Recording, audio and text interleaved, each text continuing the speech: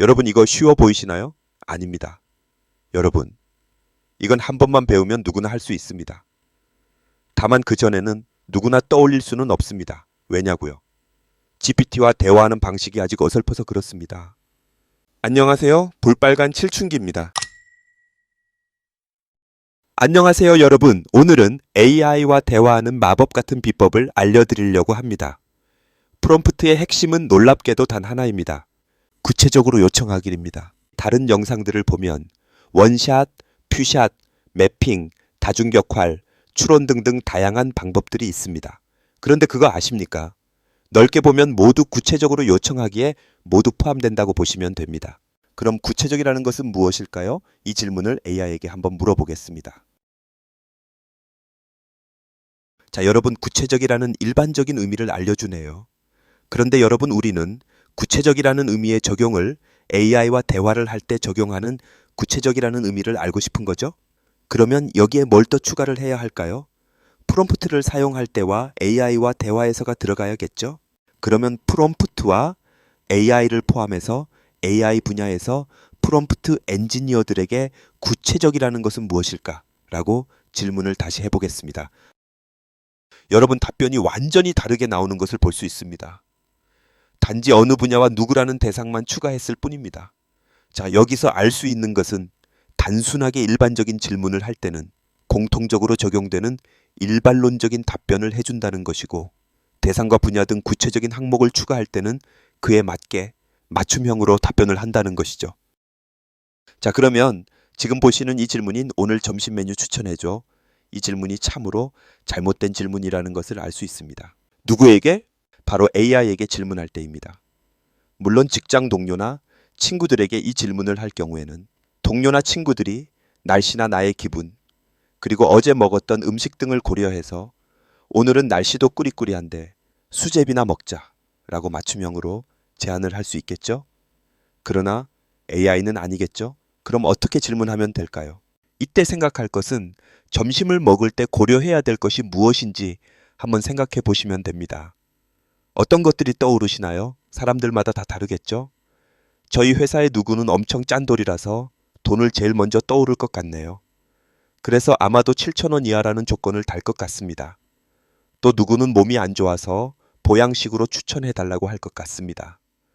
또 다른 누구는 사랑하는 여자친구와 같이 먹을 음식을 추천해 달라고 할 것 같습니다. 단 여자친구가 고기를 싫어한다고 하네요. 그럼 이런 정보들을 구체적으로 주면 되겠죠?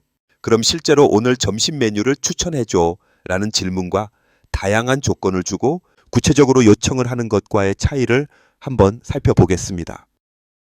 먼저 오늘 점심 메뉴를 추천해줘 라고 질문을 하였습니다. 그래도 나름 현재 계절과 영양을 고려한 메뉴를 추천해 주네요. 일반적입니다. 다음은 7,000원 이하라는 조건을 주었습니다. 그랬더니 메뉴가 바뀌네요. 그런데 이 질문도 참 잘못된 질문입니다. 왜냐하면 먹을 지역이 어디냐에 따라서 다르겠죠. 자, 이번에는 사랑하는 여자친구와 강남역 근처, 고기를 싫어하는 조건과 현재 이빨을 치료한 상황에 대한 설명을 주고 재요청을 해본 결과입니다. 당연히 메뉴가 완전히 달라지겠죠? 참고로 요건 클로드라서 웹에서 검색을 할 수 없기 때문에 해당 정보는 과거 정보라는 점 참고하시기 바랍니다. 자, 우리는 지금 AI 분야에서 프롬프트 엔지니어로서 아주 기초적이지만 가장 중요한 구체적이라는 의미에 대해 살펴보았습니다. 지금 여러분은 프롬프트 엔지니어가 되셨습니다. 구라치지 말라고요? 정말입니다. 구체적이라는 단어가 아주 기본적인 것이지만 아주 중요한 부분입니다. 그럼 이제 이 구체적인 단어를 좀 더 중급 단계로 넘어가 보도록 하겠습니다. GPT에게 3x 플러스 2y는 7, 9x 마이너스 4y는 1. 이 선형 방정식을 풀어줘라고 질문하면 뭐라고 대답할까요? 답을 주겠죠? 그렇습니다. 보시는 바와 같이 그냥 답을 줍니다. 왜일까요? 당연히 답을 달라고 했기 때문이겠죠? 그런데 보통은 답을 아는 것도 중요하지만 답을 어떻게 구하는 건지 알기 위해서도 질문을 하겠죠. 그러면 그 다음 질문은 당연히 풀이 과정을 설명해 달라고 하겠죠? 풀이 과정을 한번 물어보겠습니다. 방정식을 다시 정리하네요. 그리고 소거를 하기 위해서 첫 번째를 2배 하였습니다. 그런 다음 2배수한 거에서 두 번째 방정식을 뺐네요. 4와 1을 제거하기 위해서겠죠? 그런 다음 x를 소거하기 위한 방법을 알려주네요. 여러분 만약에 말입니다. 이 방정식 질문이 어려워서 답을 알고 풀이 과정을 알고 싶어서 질문을 했다고 한다면 이 질문이 좋은 질문일까요? 아니면 나쁜 질문일까요? 당연히 나쁜 질문입니다. 왜일까요? 앞에서 우리는 인공지능에게 적용되는 구체적이라는 것이 무엇인지에 대해서 배웠습니다. 그러면 여기 이 질문에서는 무엇이 빠져 있을까요? 제가 나쁜 질문이라고 하였습니다. 그러면 구체적인 무엇인가가 빠져 있다는 뜻이겠죠? 5초만 생각해 보시기 바랍니다.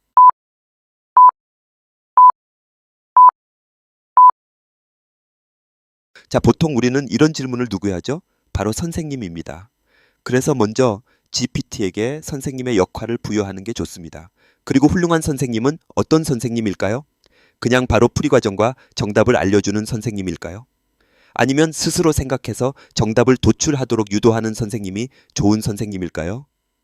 그리고 질문하는 사람의 수준도 천차만별이겠죠. 또한 보통 선생님은 해당 질문자의 수준에 맞춰서 답변을 해주는 게 좋겠죠. 이해력이 좋은 아이들에게 설명하는 방법과 이해력이 조금 떨어지는 아이들에게 설명하는 방식은 당연히 달라야 합니다. 자, 그러면 이런 구체적인 조건들을 추가해서 프롬프트를 만들어 보겠습니다. 먼저 선생님이라는 역할을 지정하였습니다. 다만 선생님이 어떤 선생님인지도 구체적으로 설명하였습니다. 그리고 질문자의 학습을 도와주기 위해서 바로 답을 주지 않고 스스로 생각해서 결과를 도출하는 데 도움이 되는 질문을 하라고 요청하였습니다. 또한 학생의 지식 수준에 따라서 질문을 조절하고 질문자의 수준이 문제를 풀 수 있는 적절한 수준에 도달할 때까지 지속적으로 가르침을 단계적으로 이끌어 달라고 요청하였습니다. 그러면 똑똑한 진이가 참 진이는 제가 GPT에게 지어준 이름입니다. 그리고 저의 동생이기도 합니다. 이 진이가 스스로 답을 찾을 수 있도록 도와준다고 합니다. 그럼 똑같은 질문을 한번 던져보겠습니다. 자, 보시는 바와 같이 완전히 다른 대답이 나옵니다. 방정식을 푸는 방법이 두 가지가 있는데 이 중 어떤 방법으로 풀고 싶은지 물어봅니다. 그리고 이것과 관련해서 궁금한 점을 물어보라고도 하네요. 저는 가감법을 선택하였습니다. 첫 단계로 두 식을 더하거나 빼서 한 변수를 소거하려면 x나 y의 계수를 맞춰야 한다고 하면서 어느 변수를 소거하고 싶은지 물어보네요. x를 선택하니 x의 첫 번째 식과 두 번째 식의 계수를 알려주면서 두 식을 적절한 배수로 맞춰야 한다고 설명해 주네요. 그러면서 어떻게 하면 x의 계수가 같아지는지 질문을 합니다. 자, 이런 식으로 계속 문답을 통해서 잘못된 점을 지적하고 지속적으로 설명을 보강하면서 제가 답변을 스스로 맞출 수 있도록 학습을 시켜주는 아주 훌륭한 선생님이 되었습니다. 여기에 무슨 거창한 프롬프트 기법이 적용된 거가 있나요? 그냥 내가 만약 학생이라면 어떤 선생님으로부터 가르침을 받고 어떤 방식으로 학습을 하면 내가 잘 이해할 수 있을까? 이런 부분들을 조금만 고민해서 질문을 던지면 되는 것입니다. 여러분, 제가 설명드린 이 방법만 제대로 깨우치신다면 여러분은 훌륭한 중급 프롬프트 엔지니어가 되는 것입니다. 장난하냐고요? 장난 같습니까? 진짜입니다. 여러분, 이거 쉬워 보이시나요? 아닙니다. 여러분, 이건 한 번만 배우면 누구나 할 수 있습니다. 다만 그 전에는 누구나 떠올릴 수는 없습니다. 왜냐고요?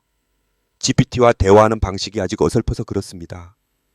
여러분, 이제 여러분은 이 방법을 보셨기 때문에 GPT에게 질문을 하기 전에 항상 이런 구체적인 질문의 접근법을 고민하시고 질문을 하신다면 훨씬 더 퀄리티가 높은 답변을 받으실 수 있을 것입니다.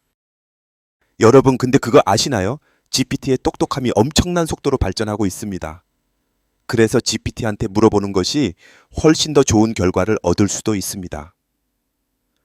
앞으로는 계속 그럴 것이고요. 그래서 프롬프트도 GPT한테 물어보는 방법도 있습니다. 다음 시간에는 GPT에게 프롬프트를 어떻게 작성하면 되는지 문의하는 방법과 좀 더 고급 프롬프트 기법을 배워보도록 하겠습니다. 고급 프롬프트 기법도 구체적인이라는 이 부분을 어떻게 더 잘 활용하느냐에 달려 있습니다.